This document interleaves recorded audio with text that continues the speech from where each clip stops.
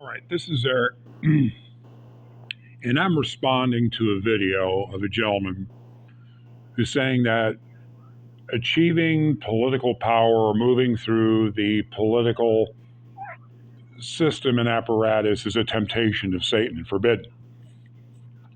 All right, I'm going to go as a pastor, I'm going to go through Matthew chapter 4 with that temptation. We're going to unpack that in the context.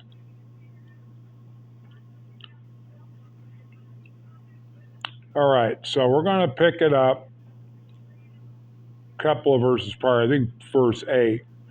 Again, the devil took him to a very high mountain and showed him all the kingdoms of the world in their splendor. And he said to him, Satan said to Jesus, I will give you all these things if you will bow down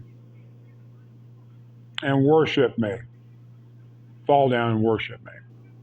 I will give you all these things. Jesus responded. Then Jesus told him, Go away, Satan, for it is written, worship the Lord your God and serve him only. All right, so this guy seems to think that it's holding political office and being a part of the political system is the temptation here. No.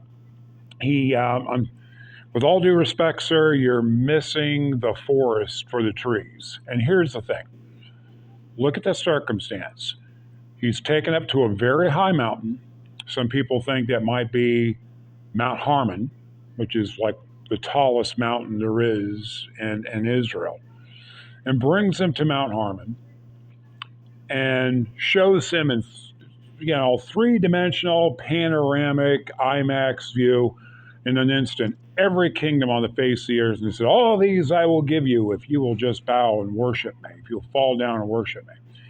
Okay, so what is the temptation? To take a shortcut, because what would Jesus be declared? Jesus is Lord, right? Every knee shall bow, every tongue confess. Does that mean he's just going to be spiritual Lord?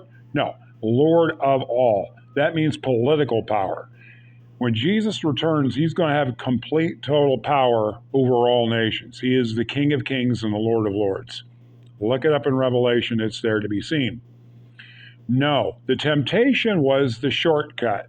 In other words, don't go to the cross. Don't suffer for humanity. Worship me and I'll make you my viceroy. I will make you my prime minister. I will put you in charge of all this. Sometimes what's not said is more powerful than what is said. Well, what do I mean by that? Simply this. Jesus didn't tell Satan, you can't offer that. That's not yours to give. He knew quite well that those things were his to give, because we see that in Daniel 10. The prince of Persia, the prince of Greece. There are demonic entities, principalities over various governments that are over Satan's overall control. We're told in 1 John chapter 5, verse 19, that the whole world is under the control of the adversary. All right? Jesus knew Satan had all this to give. The temptation wasn't the power itself. It was the means whereby he would obtain it. By submitting himself to the adversary, the same way that Adam and Eve submit themselves to the serpent and to the adversary in the Garden of Eden by eating from the tree of the knowledge of good and evil. See the temptation? It's not political power. It is the means whereby it's obtained. It is by bowing the knee to the adversary.